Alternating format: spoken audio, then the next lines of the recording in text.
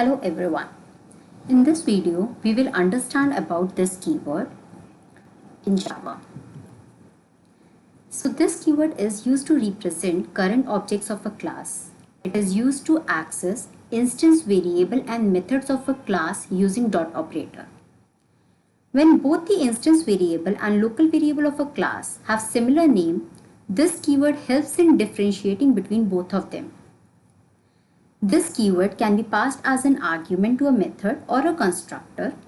It can also be used as a return parameter in a method. We will see the following points in the coming slides with an example. Consider this example where this keyword has been used to refer the current instance variable.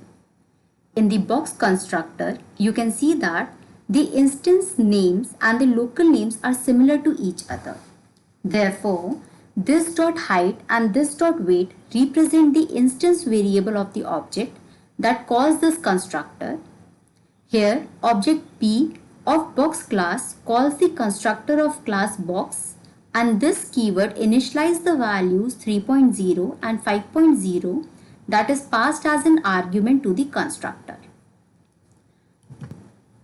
In this example, we are discussing how this keyword is used to invoke the constructor of the current class.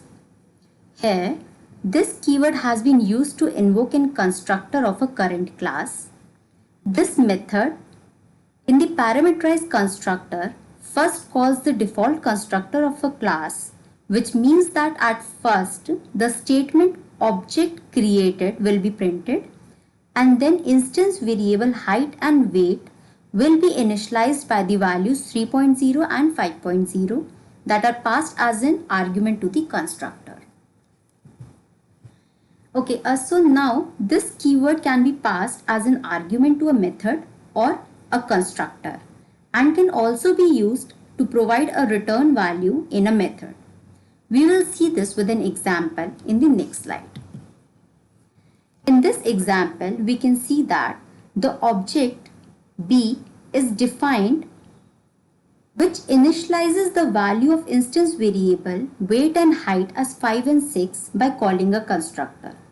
Similarly, the values 4 and 5 are initialized to height and weight instance variable of an object B1 using parameterized constructor. Now, when the print method is called by an object B, it internally calls out a display method, thereby passing all the instance variable of B object using this as an argument. Further, you can see that the data type of an argument in display function is of type box, as this keyword returns the value of type class. Also, the method volume has an access specifier as box class. As a return statement use this keyword to return all the instance variable to the calling entity. In the program, we can see that B1 is assigned by the value b.volume, which assigns the value of object B to B1, and so B1 instance variable are assigned values similar to that of B. So, the output of the program will be similar to that of the object B. Thank you.